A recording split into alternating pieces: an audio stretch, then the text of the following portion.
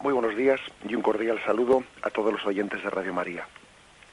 Un día más, con la gracia del Señor, nos disponemos a comentar el Catecismo de nuestra Madre la Iglesia y estamos dentro del artículo del credo: desde allí ha de venir a juzgar a vivos y muertos. En concreto vamos a comentar hoy dos puntos del Catecismo, el 673 y 674, que tienen como título El glorioso advenimiento de Cristo, esperanza de Israel. Bien, vamos a ir leyendo estos dos puntos e intercalando una serie de comentarios. El caso es que el advenimiento final de Cristo, la parusía de Cristo, es expresada en la Sagrada Escritura, por una parte, con unos términos que hacen referencia a una venida deseada, por parte de los cristianos. Tal es así que la Biblia, la Sagrada Escritura, concluye diciendo, ¿no? El libro del Apocalipsis, sabéis que es el último libro de la Sagrada Escritura, y el final del Apocalipsis concluye diciendo: sí, yo vengo pronto, amén, ven Señor Jesús. Maránata, ven Señor Jesús, es el último versículo de la Biblia. Los cristianos, pues, invocan la venida de Cristo, suspiran por su llegada, y esto, pues la verdad es que nos tiene que hacer cambiar un poco nuestra mentalidad, porque no sé por qué, la mayoría de las veces que hablamos de la venida final del Señor, lo hacemos más en un contexto de temor, de miedo a su llegada, más que de esperanza en su llegada. Parece como si temiésemos a Cristo que llega, más que suspirásemos por este Cristo que llega. Es importante, pues, hablar de que la parusía es liberación. Cristo es libertador. Igual que liberó en su llegada histórica en Belén hace 2000 años, nos liberará. Por ejemplo, fijaros Lucas 21, versículo 27 y 28. Dice: y entonces verán venir al Hijo del Hombre en una nube con gran poder y gloria. Cuando empiecen a suceder esas cosas, cobrad ánimo, levantad la cabeza, se acerca vuestra liberación. Fijaros cuál es el contexto de ánimo y de esperanza, casi de suspirar por la llegada de Cristo, ¿no? Al que nos remite este texto. Cuando sucedan estas cosas por otra parte terribles, porque la Sagrada Escritura habla del final de los tiempos, describiéndolos, como bien sabéis, pues allá cuando se acerca la fiesta de Cristo Rey, la liturgia suele leer pues los textos bíblicos que hablan de los signos del fin de los tiempos, que son signos apocalípticos, que hablan de catástrofes, hablan de que el cielo caerá, el fin del mundo, y en medio de ese contexto catastrófico, curiosamente se dice: cuando sucedan todas estas cosas, levantaos, alzad la cabeza, se acerca vuestra liberación. No es este un texto único. El mismo San Pablo, en la segunda carta de Timoteo, capítulo 4, versículo 8, dice también, ¿no? He competido en la noble competición, he llegado a la meta en la carrera, he conservado la fe. Y desde ahora me aguarda la corona de la justicia, que aquel día me entregará el Señor, el juez justo, y no solamente a mí, sino también a todos los que hayan esperado con amor su manifestación. Fijaros que San Pablo habla de esperar con amor su manifestación. Otras traducciones dicen los que han esperado con amor su llegada, los que han deseado con amor su llegada. Así pues, una primera consideración que deberíamos hacer es que, tenemos que ir cambiando nuestra mentalidad, que es una mentalidad carnal, y la mentalidad carnal hace que uno se agarre, ¿no?, a lo malo conocido. Y decimos ese refrán, ¿no? Más vale lo malo conocido que lo bueno por conocer, y entonces nos agarramos, ¿no?, carnalmente, pues a este mundo decrépito, ¿no? La esperanza cristiana tiene que pensar y meditar, ¿no?, en la llegada de Cristo como una liberación. Amor a su llegada, que el Señor nos conceda amor a su llegada, amor al día de su venida. Esa es una primera consideración importante a la hora de hablar del glorioso advenimiento. Permitidme una consideración, una anécdota que en una ocasión escuché, y es que como algunos pueden llegar a tener miedo a esa llegada o amor a esa llegada. Y bueno, pues esa anécdota, bueno, que no es anécdota, sino que es una especie de aplicación referida a esto, pues la hacía un autor comparando lo que ocurrió en los campos de concentración nazis allí en Auschwitz, donde se vivía ese terror, ¿no? Ese terror terrible, donde pues miles de cristianos, de judíos, pues eran perseguidos por causa de su raza, por causa de su fe. Allí estaba también Santa Benedicta de la Cruz, Edith Stein, ¿no? Y tantísimos judíos y personas de otras razas que fueron allí, bueno, pues exterminadas. Y bueno, cuenta este autor que allí ocurrió históricamente que las personas tuvieron una diferente forma de vivir aquel acontecimiento. Algunos, para intentar aliviar la situación, aliviar entre comillas, ¿no? Algunos presos, quiero decir, ¿no? Pues se hicieron cómplices de aquella situación. Entonces, ¿qué hacían? Pues se convertían en colaboradores de los nazis, en colaboradores, pues para que pasarles información de lo que estaba teniendo lugar, de quién preparaba una fuga o lo que fuese, ¿no? Le pasaban información a los nazis a cambio de que ellos les trataban un poquito mejor, o les daban una comida extra, o les hacían, les aliviaban un poco la tortura de seguían siendo presos, ¿no? Pero eran una especie de chivatos en medio de todos aquellos, ¿no? Y sin embargo otros en medio de aquel sufrimiento, pues no se vendían y preferían continuar sufriendo pues aquella tortura sin ningún tipo de alivio antes de vender la dignidad de su conciencia, ¿no?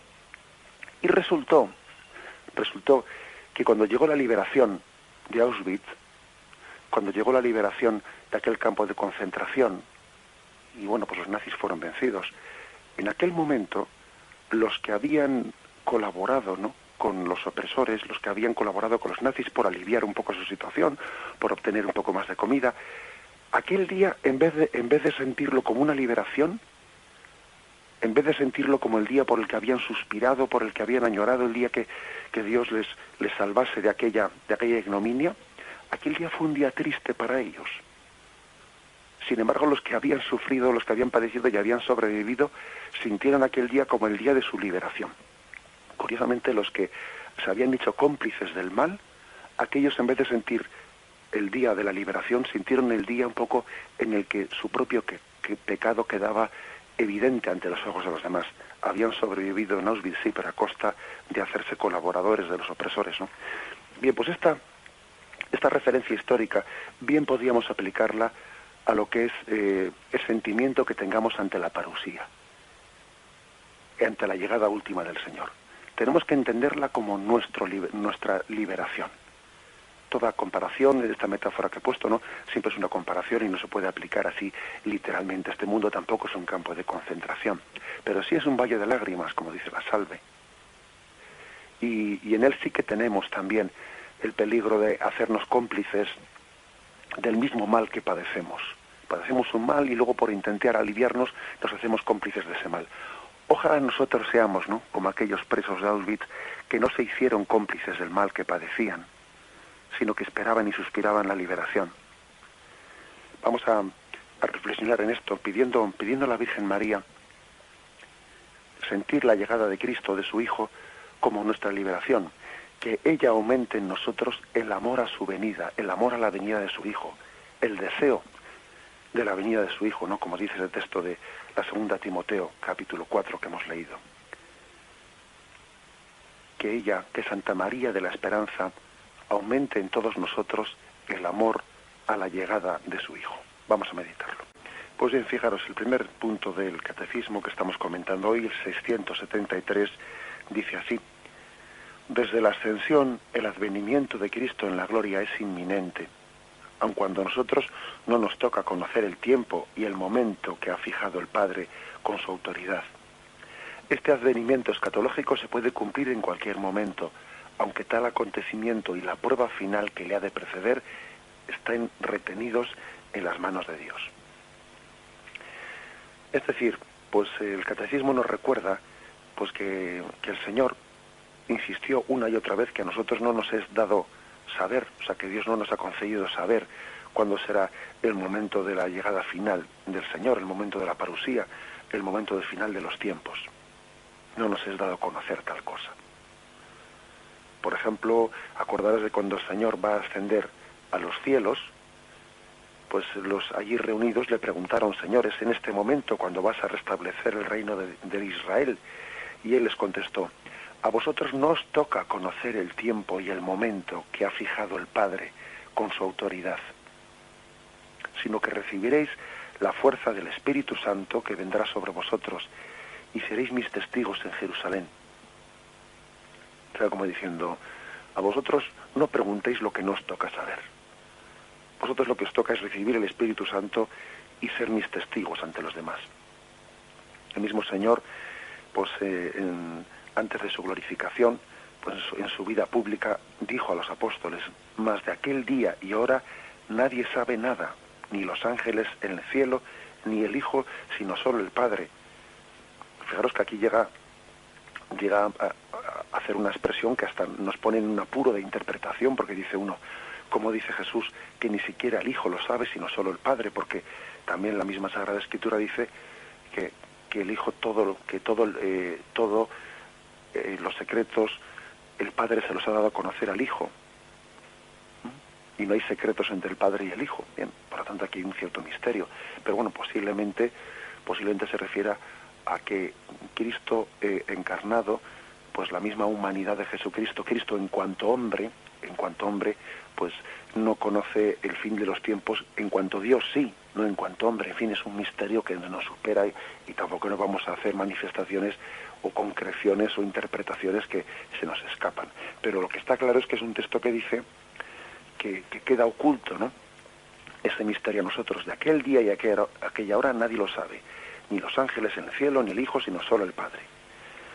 Por lo tanto, hay una afirmación muy clara, y es: renunciemos a poner fechas, y es importante escuchar esto, porque el caso es que también en todos los tiempos ha habido, y también en este momento lo hay, ¿no?, una cierta tendencia a pretender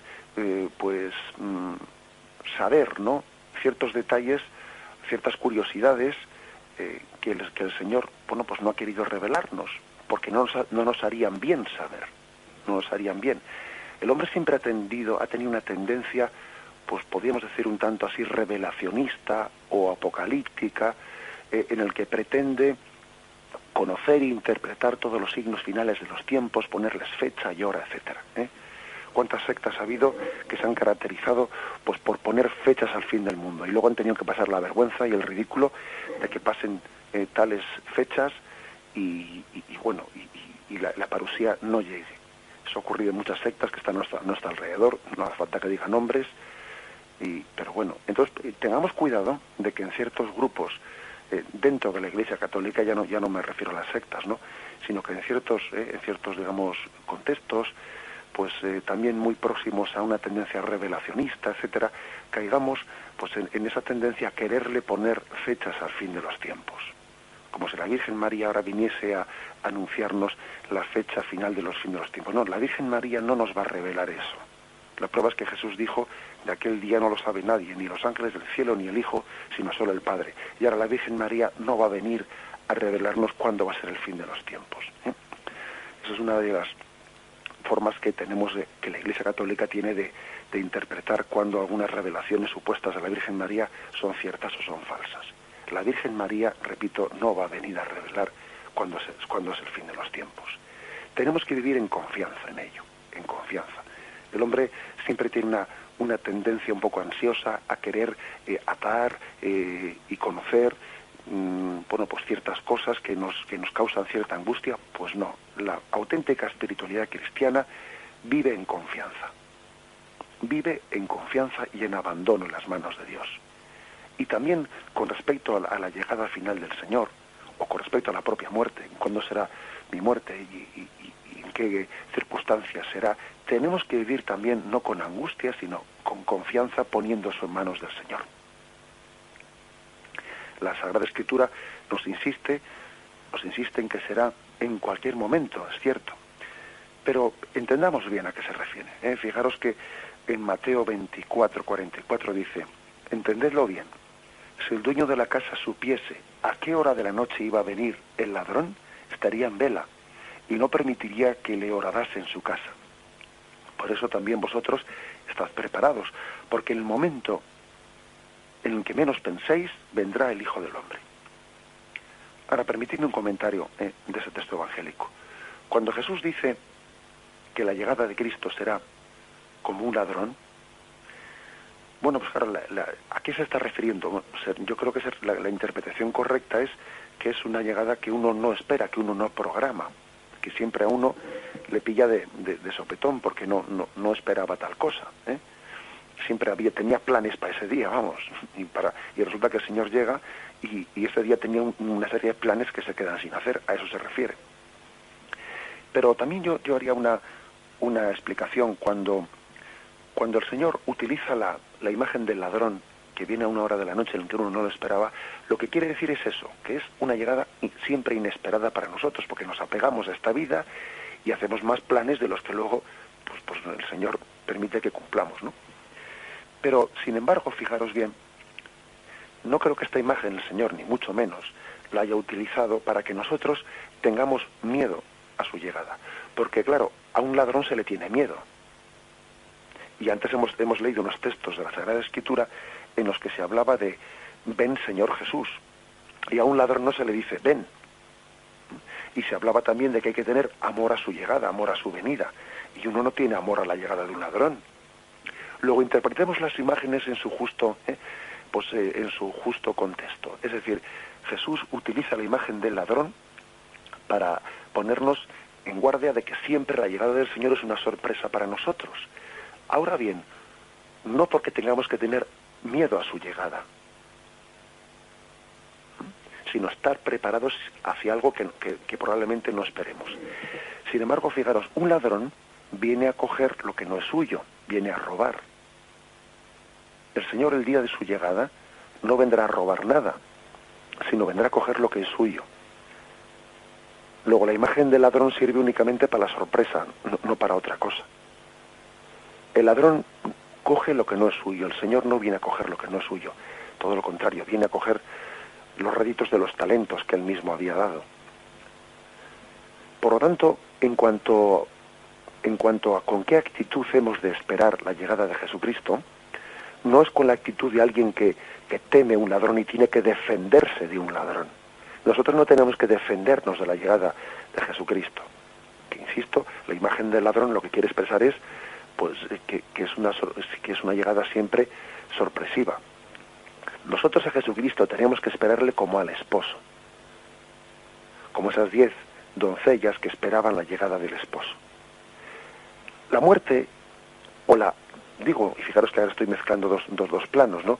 Que es el de la llegada del Señor en nuestra muerte o la llegada del Señor al final de los tiempos, en la parusía, que al fin y al cabo, si me permitís, pues para efectos prácticos, por lo que para nuestra, para nosotros nos importa, parecido es, porque al fin y al cabo la muerte personal de cada uno de nosotros es ya un encuentro con el Señor y es un juicio particular. Tiene lugar ahí el juicio particular y el juicio final en la parusía no va a ser distinto. Sí, bien, tendrá lugar la resurrección de los cuerpos, pero el dictamen nuestro ante Dios no va a ser distinto en el juicio final del juicio particular. Por lo tanto, sea la muerte particular, personal mejor dicho, sea la muerte personal o sea la parusía final de los tiempos, la forma y la actitud con la que tenemos que esperarla no es con el miedo a esa llegada de Cristo, sino con amor a su venida, como el esposo, como la esposa, mejor dicho, espera la llegada del esposo, como las vírgenes con la lámpara encendida. Creo que este matiz es importante, porque estamos hablando de con qué actitud esperamos esa llegada, y eso supone también pues un mérito, el mérito de tener que superar miedos, el mérito de tener que superar angustias, porque también pues puede haber personas que por su forma de ser y su carácter pues el mero hecho de la parusía final, de la llegada de Cristo en gloria, o su muerte personal, ¿no?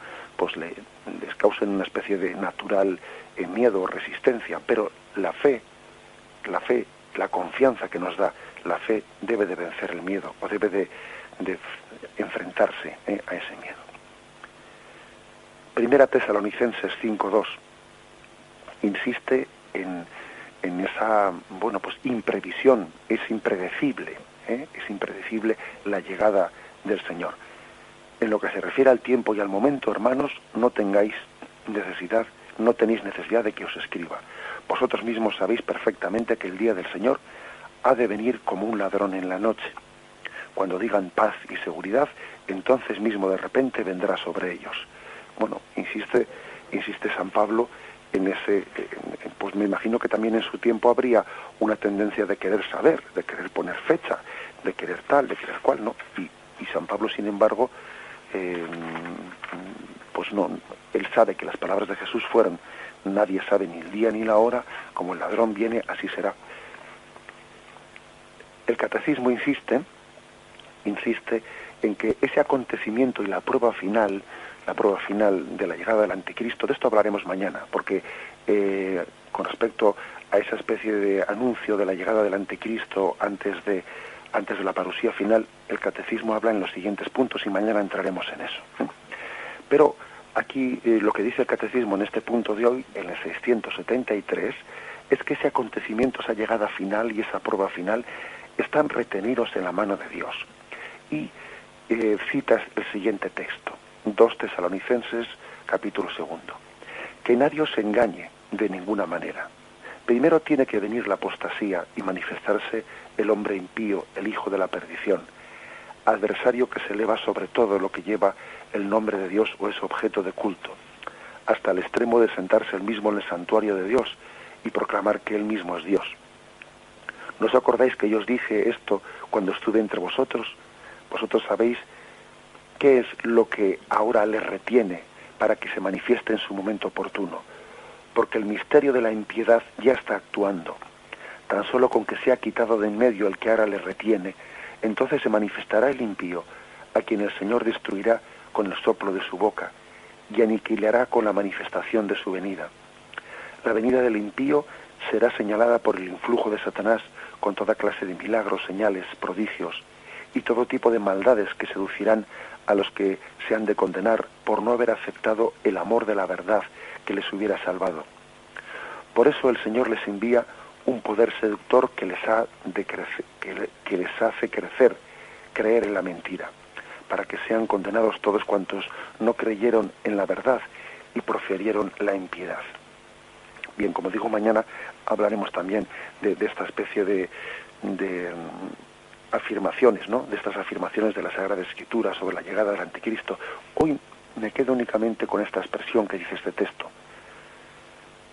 Habla de que tan solo cuando sea quitado de el que ahora le retiene, es decir, la mano de Dios retiene, es decir, está en manos de Dios esa llegada de la parusía final.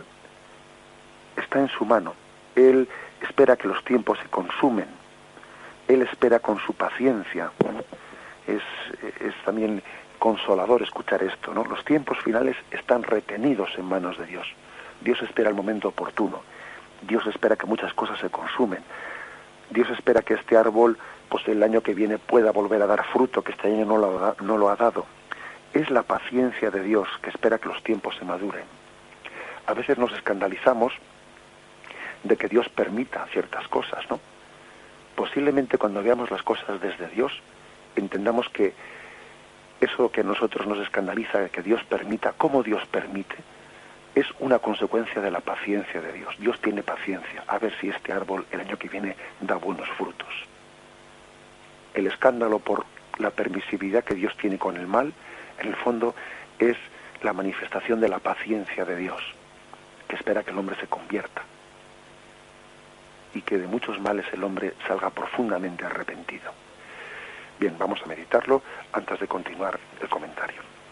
Para completar lo que anteriormente hemos dicho, vamos a recordar algunos textos evangélicos en los que se nos habla de del cuidado que hay que tener también ante la supuesta inmediatez, ¿no? Y la manipulación de la que podemos ser objeto, pues a veces con esa especie de anuncios apocalípticos. Por ejemplo, Mateo 24, 23 y sus textos paralelos, ¿no? De Marcos y de Lucas, pero en concreto voy a leer el de Mateo. Bueno, pues nos hablan de este peligro, del peligro. Inmediatamente después de la tribulación de aquellos días, el sol se oscurecerá, la luna no dará su esplendor, las estrellas caerán del cielo, y las fuerzas de los cielos serán sacudidas. Entonces aparecerá en el cielo la señal del Hijo del Hombre, y entonces se golpearán el pecho todas las razas de la tierra, y verán el Hijo del Hombre venir sobre las nubes del cielo con gran poder y gloria. Él enviará a sus ángeles con sonora trompeta, y reunirán de los cuatro vientos a sus elegidos, desde un extremo de los cielos hasta el otro. De la higuera aprended esta parábola: cuando ya sus ramas están tiernas y brotan las hojas, sabéis que el verano está cerca. Así también vosotros, cuando veáis todo esto, sabed que Él está cerca a la puerta. Yo os aseguro que no pasará esta generación hasta que todo esto suceda. Bien, pues bueno, aquí hay una cosa importante, porque este texto supuso una crisis de interpretación en la primitiva comunidad cristiana, porque Jesús habla de esta especie de signos, ¿no? Signos apocalípticos, y luego dice: yo os aseguro que no pasará esta. Van a ser todos ellos testigos de la llegada de Jesús. Así interpretaron eso de que yo os aseguro que no pasará esta generación hasta que todo esto suceda. Y aconteció pues que claro, si algunos cristianos, claro, lógicamente fueron pocos los que hicieron esa interpretación, pero si algunos cristianos comienzan a pensar que antes de que yo, antes de que podamos morir, Jesús va a venir en gloria y esta generación va a terminar y el fin de los tiempos se va a consumar, pues eso hizo que sus vidas pudiesen pues, ser organizadas de una forma desequilibrada, hasta el punto de que algunos dejaron de trabajar. Y entonces, en vez de luchar por la instauración del reino de Dios en esta vida y luchar por hacer una vida más justa y hacer pues un trabajo a largo tiempo, pues sencillamente parece que uno interrumpe inmediatamente pues todas sus actividades, dedicándose únicamente a esperar su llegada. Acordaros de que cuando Jesús asciende a los cielos, los apóstoles se quedaban mirando a la nube y un ángel les dijo: ¿qué hacéis ahí mirando al cielo? Ese que habéis visto subir vendrá, pero ahora lo vuestro. Es decir, parece que el mismo ángel que les reprende para que no se queden mirando al cielo, sino para que se entreguen a la evangelización y vayan por todo el mundo, predicando el evangelio. Que no se engañen con una venida inminente y eso les distraiga de trabajar por la instauración del reino de Dios entre nosotros, ¿no? Bueno, pues eso es así. Por ejemplo, en la segunda carta a los Tesalonicenses, capítulo 2, pues llega a decir Pablo: cuidado, el que no trabaja, que no coma. Y se está refiriendo a esos cristianos que habían interpretado la llegada última de Jesús pues de una manera inminente, que casi les dispensaba de seguir trabajando. Dice: el que no trabaje, que no coma. Y se lo dice de una manera irónica, como diciendo: bueno, si tan atentos estáis, ¿no?, pues a la llegada última de Cristo, pues ni comer os hace falta, ¿no? O sea, con una cierta ironía, San Pablo les llega a reprender de esa forma. También hemos visto nosotros en nuestros días pues que a veces cuando pues en ciertos contextos así un tanto sectarios, ¿no?, pues se espera, poniendo fecha a una llegada concreta, ¿no?, pues que uno empieza como hasta ha habido ciertas sectas o ciertos grupos sectarios, ¿no?, un tanto desequilibrados, ¿no?, que ponen fechas a la llegada del Señor y empiezan como hasta a acumular alimentos y tener agua en su casa y alimentos almacenados en su casa porque la llegada del Señor es inminente, ¿no? Algunas veces hemos tenido noticia de ciertos grupos que viven las cosas de esa forma. Pues evidentemente eso es desequilibrado. Es desequilibrado. Ese riesgo existió, en la primitiva comunidad cristiana, también existió en torno al milenarismo cuando llegaba el año 1000, y también hubo quienes decían que el fin del mundo era inminente, y llegó también en torno al año 2000, diciendo que el año 2000 pues iba a ser el momento del fin del mundo, y siempre hay esa tendencia. Pues no. Fijaros lo que dice Mateo 24:6.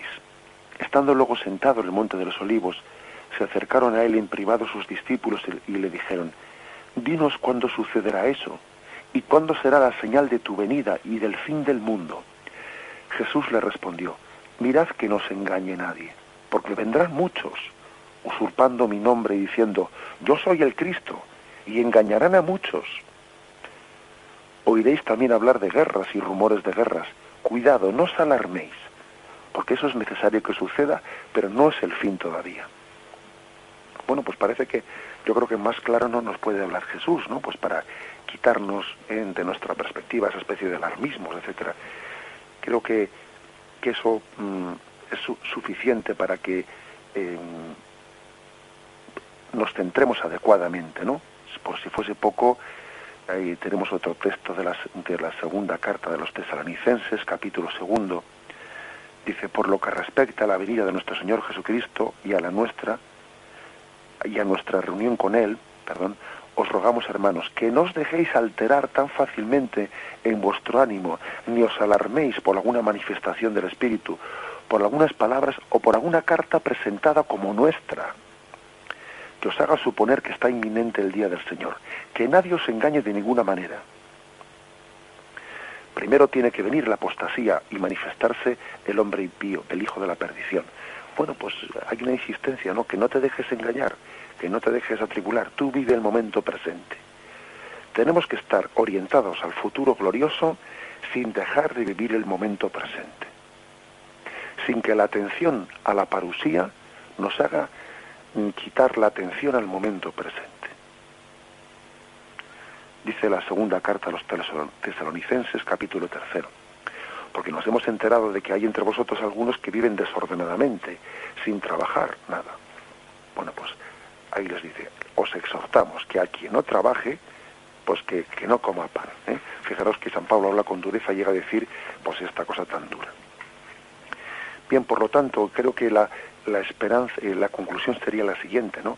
La espera de la llegada de Jesucristo, la atención, el amor al día de su llegada, la invocación ven Señor Jesús, no nos debe de quitar la atención al momento presente, ni la plena concentración, ¿no? Pues en esta instauración del reino de Dios, en la predicación del Evangelio, tal y como Jesús nos manifiesta. Hacemos una breve meditación sobre esto y concluimos con el siguiente punto. Bien, y leemos el punto 674. La venida del Mesías glorioso, en un momento determinado de la historia, se vincula al reconocimiento del Mesías por todo Israel, del que una parte está endurecida en la incredulidad respecto a Jesús. San Pedro dice a los judíos de Jerusalén, después de Pentecostés: arrepentíos pues y convertíos, para que vuestros pecados sean borrados, a fin de que del Señor venga el tiempo de la consolación, y envíe al Cristo que os ha sido destinado, a Jesús, a quien debe retener el cielo hasta el tiempo de la restauración universal, del que Dios habló por boca de los profetas. Y San Pablo le hace eco: si su reprobación ha sido la reconciliación del mundo, ¿qué será su readmisión sino una resurrección de entre los muertos? La entrada de la plenitud de los judíos en la salvación mesiánica, a continuación de la plenitud de los gentiles, hará al pueblo de Dios llegar a la plenitud de Cristo, en la cual Dios será todo en nosotros. Bueno, este último punto yo creo que posiblemente nos resulte bastante novedoso, porque así como, bueno, pues siempre hemos tenido una tendencia grande a hablar de, bueno, esa especie de revelacionismos o aparicionismos, ¿no?, a los que he hecho referencia antes, pues tienen mucho morbo y mucha curiosidad, que sí, con el fin de los tiempos y las fechas del fin de los tiempos y los signos apocalípticos. Sin embargo, muy poco nos hemos fijado en los textos de la Sagrada Escritura, como aquí el Catecismo habla, en los que se nos habla de que la parusía final, el final de los tiempos, tendrá lugar cuando Israel, cuando el pueblo judío haya llegado a reconocer en Cristo el Mesías. De esto muy poco hemos hablado. Esto casi nos ha pasado desapercibido, pero hay muchos textos. Por ejemplo, Romanos 11:26. Pues no quiero que ignoréis, hermanos, este misterio, no sea que presumáis de sabios. El endurecimiento parcial que sobrevino a Israel durará hasta que entre la totalidad de los gentiles. Y así todo Israel será salvo, como dice la Escritura. Vendrá de Sión el libertador, alejará de Jacob las impiedades, y este será mi alianza con ellos. Es decir, que existe pues como una profecía de Jesús, ¿no?, de que el endurecimiento parcial, dice parcial porque una parte del pueblo judío sí que aceptó a Jesucristo como el Mesías, pero otra parte importante no le ha aceptado. La prueba es que ahí está el pueblo judío que sigue sin creer en Jesucristo, ¿no? Bueno, pues dice que ese endurecimiento parcial durará hasta que, una vez que el Evangelio ha sido predicado a todos los gentiles, después también al final el pueblo judío acepte a Jesucristo, antes de la parusía final. Fijaros este otro texto del Evangelio de San Mateo, capítulo 23, versículo 39. Jerusalén, Jerusalén, dice Jesús, la que mata a los profetas y apedrea a los que les son enviados. ¿Cuántas veces he querido reunir a tus hijos como una gallina reúne a sus polluelos bajo las alas, y no habéis querido? Pues bien, se os va a dejar desierta vuestra casa, porque os digo que ya no me volveréis a ver hasta que digáis, bendito el que viene en nombre del Señor. O sea que Jesús está, sí, por una parte, ¿no?, hablando de la entrada del Domingo de Ramos, pero también está hablando de su llegada final, cuando el pueblo judío sea capaz de reconocer en Jesús al Mesías que había esperado y sea capaz de proclamar bendito el que viene en nombre de Dios.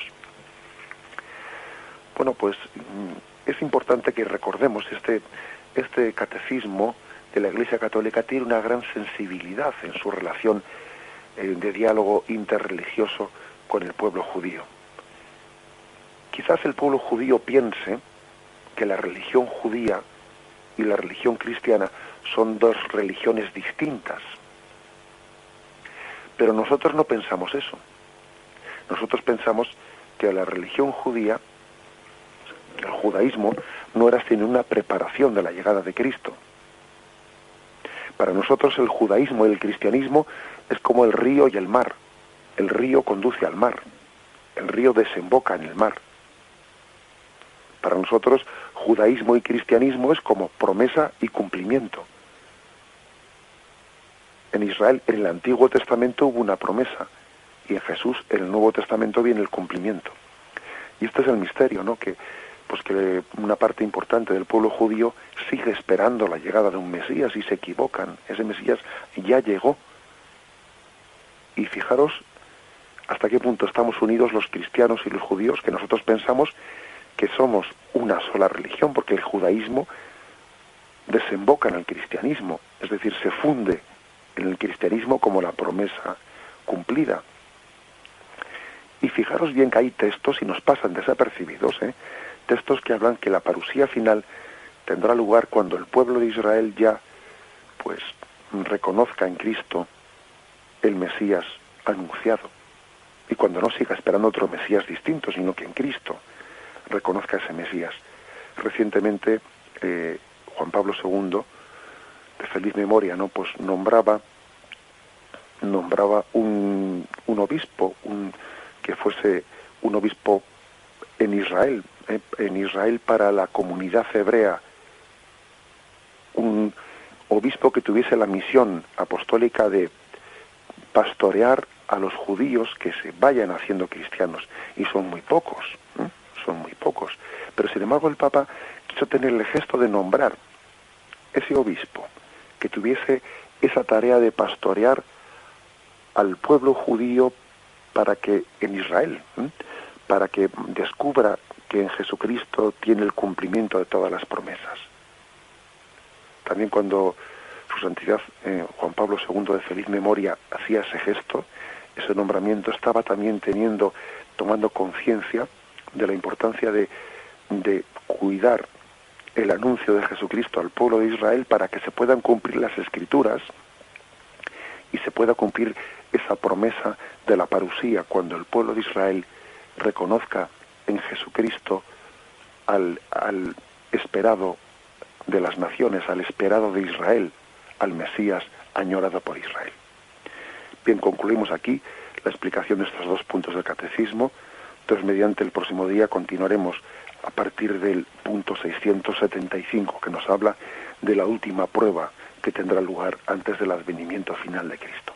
Damos gracias al Señor por haber podido comentar estos puntos del catecismo. Continuaremos, si el Señor nos lo permite, a partir del siguiente punto, el punto 675. Alabado sea Jesucristo.